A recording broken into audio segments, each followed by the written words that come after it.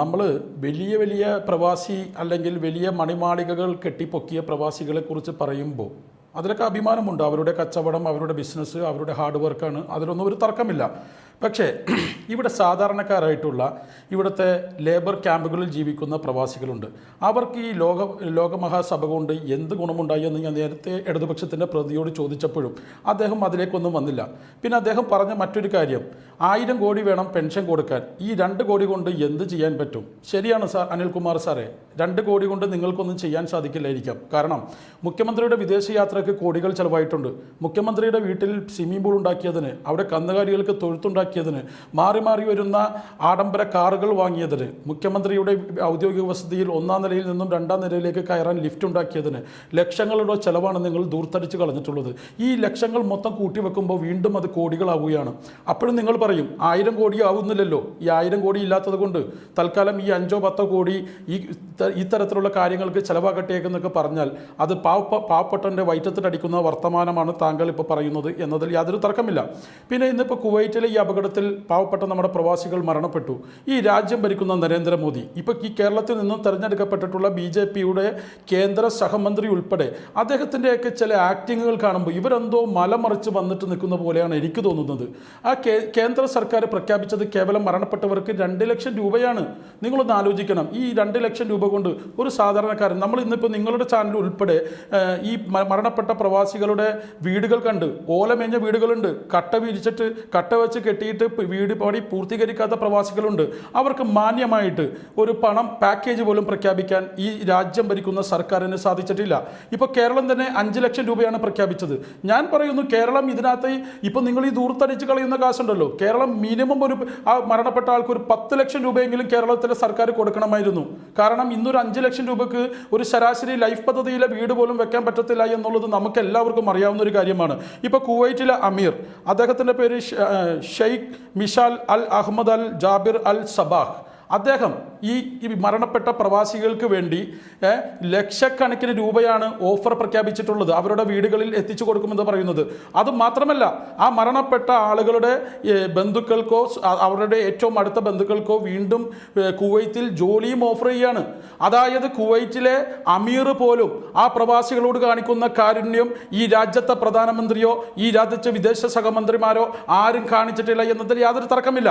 പിന്നെ 983, അതായത് migration act പ്രകാരം നമ്മളുടെ പഴയകാലത്ത് 40 കൊല്ലത്തിന് മേലെ പഴക്കമുള്ള ആ മൈഗ്രേഷൻ ആക്ട് ഒന്ന് അമെൻമെൻറ്റ് ചെയ്യാൻ ഈ കഴിഞ്ഞ 3 നമ്മുടെ ലോകമഹാസഭ കൊണ്ട് സാധിച്ചിട്ടില്ല എന്നത് ഞാൻ ചന്ദ്രശേഖരനെ സാന്ദർഭികമായി ഒന്ന് ഓർമ്മപ്പെടുത്താൻ ആഗ്രഹിക്കുകയാണ്.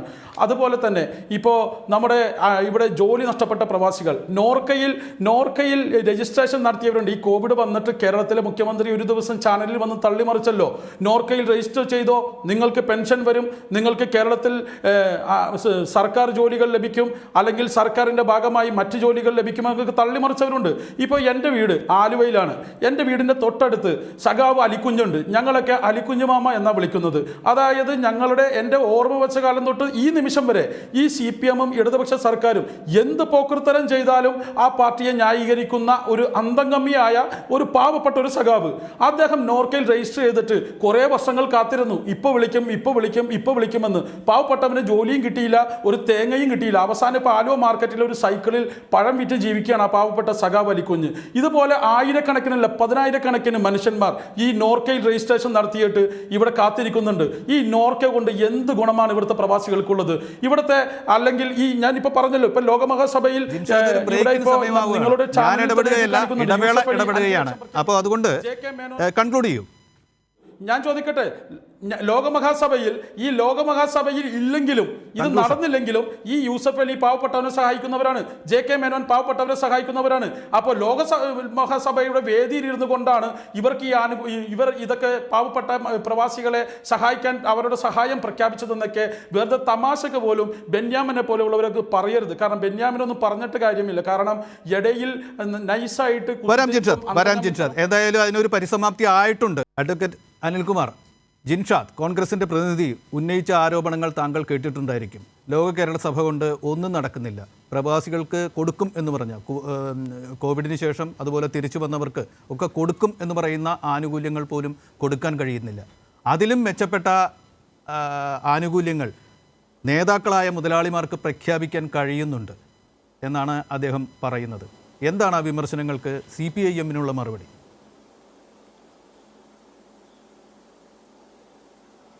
ബഹുമാനപ്പെട്ട യൂസഫ് അലി ആവട്ടെ, വിദേശ രംഗത്തുള്ള പ്രവാസി സംഘടനകളാവട്ടെ, ഒറ്റപ്പെട്ട പല സഹായങ്ങളും പലർക്കും പ്രഖ്യാപിക്കുന്നുണ്ട്. പക്ഷേ ഒരു ജനാധിപത്യ സമൂഹത്തിൽ മലയാളക്കരയ്ക്ക് വേണ്ടി ലോകത്തിൻ്റെ നാനാകാണിൽ പോയി ജോലിയെടുത്ത് ജീവിച്ചു കൊണ്ടിരിക്കുന്ന മനുഷ്യരെ ചേർത്ത് നിർത്തുന്ന നിരവധി വിഷയങ്ങൾ ഇപ്പം തന്നെ കഴിഞ്ഞ ലോക കേരള സഭയിൽ 648 ശുപാർശകളാണ് ഉയർന്നു വന്നത്. അത് വിവിധ വർക്കിംഗ് ഗ്രൂപ്പുകളിലേക്ക് ക്രോഡീകരിക്കപ്പെട്ടപ്പോൾ 67 എണ്ണം 17 വിഷയങ്ങളിലായി വിവിധ മന്ത്രാലയങ്ങളുടെ കീഴിലേക്ക് പോയി. ആ മന്ത്രാലയങ്ങൾ അതുമായി ബന്ധപ്പെട്ട നടപടികൾ സ്വീകരിച്ചു, ശുപാർശകൾ തയ്യാറാക്കി. ആ ശുപാർശകൾ ഓരോന്നോരോന്നായി നടപ്പാക്കാൻ ശ്രമിക്കുക മാത്രമല്ല, പുതിയ കാര്യങ്ങളെ ഏറ്റെടുത്ത് പുതിയ കാലത്തിന് വേണ്ടി ആവശ്യപ്പെട്ട നിലയ്ക്ക് പോവുകയാണ്. അങ്ങനെ വരുമ്പോൾ ഇനിയും ലോക കേരള സഭ നടക്കും, പുതിയ കാര്യങ്ങൾ ഉയർന്നു വരും. ഇപ്പം തന്നെ നമ്മുടെ കേരളത്തിൽ നിന്നും എത്രയോ വിദ്യാർത്ഥികൾ വിദേശത്ത് പഠിക്കാൻ പോകുന്നു, അവിടെ തട്ടിപ്പിനിരയാകുന്നു. അവരുടെ ജോലി തട്ടിപ്പാണെങ്കിലും അതുപോലെ തന്നെ അവർ പഠിക്കുന്ന ഇടങ്ങളിലെ തട്ടിപ്പാണെങ്കിലും കൈകാര്യം ചെയ്യാൻ അവിടങ്ങളിലൊക്കെ ഹെൽപ്പ് ഡെസ്കുകൾ ഉണ്ടാകുന്നത് കേരളത്തിന് ആവശ്യമല്ലേ? ഇത്തരം പല കാര്യങ്ങളും ലോക കേരള സഭയ്ക്ക് ചെയ്യാൻ കഴിയുമെന്ന് ആഗോളവൽകൃതമാകുന്നൊരു ലോകത്ത് സാമാന്യ ബുദ്ധിയുള്ള എല്ലാവർക്കും മനസ്സിലാവും. അതുകൊണ്ട് അതിൻ്റെ വൈഡ് റേഞ്ചിനെ കുറിച്ചും ഭാവി സാധ്യതയെക്കുറിച്ചും ഉത്കണ്ഠയോടുകൂടിയാണ് കോൺഗ്രസ് കാണുന്നത്. നിങ്ങൾ കണ്ണടച്ചാൽ ഇരുട്ടാവില്ല. ഇപ്പം തന്നെ പ്രവാസി ക്ഷേമനിധി 5000 രൂപയാണ് ഒരു മാസം പ്രവാസികൾക്ക് അതിൻ്റെ പെൻഷനായിട്ട് കൊടുക്കുന്നത്. അതിന് അദ്ദേഹത്തിൻ്റെ വീടിനടുത്ത് ഏതോ ഒരു ധീരനായ ഒരു സഖാവിന് ലഭിച്ചില്ല എന്ന് പറഞ്ഞാൽ ശരിയായിരിക്കും. അപേക്ഷ കൊടുക്കുമ്പോൾ അതിൻ്റെ മാനദണ്ഡങ്ങൾക്കുള്ളിൽ വന്നില്ലെങ്കിൽ ആരാണെങ്കിലും ശരിയാവില്ല. പക്ഷെ അതിന് ആ മാന്യദേഹത്തെ എന്തെല്ലാം വാക്കാണ് ഇപ്പോൾ പറഞ്ഞത്. പിന്നെ അദ്ദേഹം പറഞ്ഞൊരു വാക്കുണ്ടല്ലോ, സുധാകരൻ പ്രയോഗിക്കാറുള്ളൊരു വാക്ക്, ഞങ്ങളാരും ചെയ്യാറുള്ള ആളുകളല്ല, ഞങ്ങൾക്ക് ആ ധാർഷ്ട്യവും ഇല്ല. പിന്നെ നിങ്ങൾ ഏത് പറയുമ്പോഴും ഒരു തിരക്കഥയുണ്ട്. കേരളത്തിൽ പിണറായി സർക്കാരിന് ദൂർത്താണ്. ആ തിരക്കഥയിലൊരു കാര്യം വിട്ടുപോയി.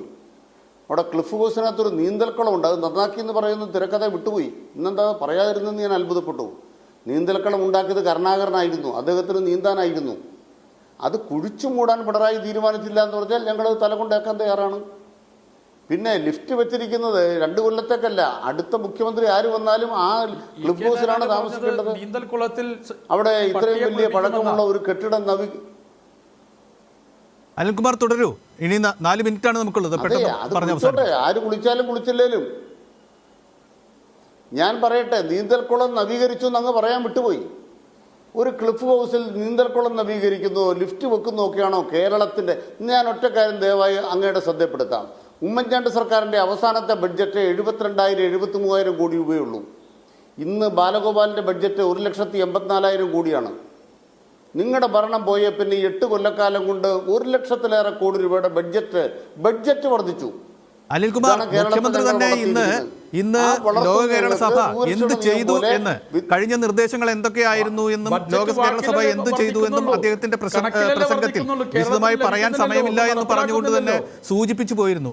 അതൊക്കെ ഇരിക്കെ തന്നെ ലോക കേരള സഭ സമം ആർഭാടം, മൃഷ്ടാന്നം, ആഘോഷം എന്ന ഒരു സമവാക്യം കേരളത്തിന് മുമ്പിൽ എങ്ങനെ വരുന്നു എന്നുകൂടി പറഞ്ഞുകൊണ്ട് പെട്ടെന്ന് നമുക്കിത് അവസാനിപ്പിക്കാം. ലോക കേരള സഭ മാത്രമല്ല, ഇപ്പം നവകേരള സദസ്സിനകത്ത് ഒരു വിജ്ഞാന സമ്പദ് വ്യവസ്ഥയ്ക്ക് വേണ്ടി ആളുകളെ വിളിച്ചുകൂട്ടി അക്കാര്യങ്ങൾ പറയുമ്പോൾ അത് ദൂർത്താണ്. കേരളത്തിന് വേണ്ടി കേരളീയം പരിപാടി നടത്തിയാൽ അത് ദൂർത്താണ്. എന്തിനാ ഈ കഥകളെല്ലാം പറയുന്നത്? കേരളം ഒരടി മുന്നോട്ട് വെക്കരുത്. അത് കേന്ദ്രം ഭരിക്കുന്ന സർക്കാരിനും കേരളത്തിലെ പ്രതിപക്ഷത്തിനും ഒരേ മനസ്സാണ്. ഇവിടെ ബഹുമാനപ്പെട്ട മുഖ്യമന്ത്രി ചൂണ്ടിക്കാണിച്ച പല കാര്യങ്ങളുണ്ട്. ഞാനൊരു കാര്യം പറയാം. പ്രവാസികളുമായി ബന്ധപ്പെട്ട ഇൻഷുറൻസ് ഏർപ്പെടുത്തിയപ്പോൾ 1,00,000 പേർ അതിൽ അംഗങ്ങളായി. ഒരു കണക്കാണ്. അതുപോലെ തന്നെ നിരവധിയായ, അതായത് പ്രവാസി മിത്രം പോർട്ടൽ ഇന്ന് പ്രായോഗികമായി പ്രവർത്തിക്കുന്നുണ്ടോ? പ്രവാസി ഭാരതി എന്ന് പറഞ്ഞ പദ്ധതി, അതുമായി ബന്ധപ്പെട്ട് സഹായം നേടിയവർ തന്നെ 14,188 പേർ. കണക്കുകളെല്ലാം പുറത്തു വന്നിട്ടുണ്ട്. നമ്മുടെ കേരളത്തിനകത്ത് മുഴുവൻ ആളുകൾക്കും ഒറ്റയടിക്കുന്ന പരിഹാരം ഉണ്ടായിരുന്നല്ല. നമ്മൾ ഓരോ തരത്തിലും പ്രവാസികളെ സഹായിക്കാനും ചേർത്ത് നിർത്താനും കേരളം ഇതാ തയ്യാർ എന്ന നിലയ്ക്കൊരു പദ്ധതി വെച്ചിരിക്കുന്നു. അതിന് അവിടെ വരുന്ന പ്രവാസികൾ ഭക്ഷണം കഴിക്കുന്നുണ്ടെങ്കിൽ, ഒരു സമ്മേളനം നടക്കുമ്പോൾ നടക്കേണ്ട കാര്യങ്ങളൊക്കെ നടക്കുന്നുണ്ടെങ്കിൽ, ഇത് ധൂർത്താണ് എന്ന് പറയുന്ന ഈ ആഖ്യാനമൊക്കെ എത്രത്തോളം മലയാളികൾ നന്ദി അനിൽകുമാർ.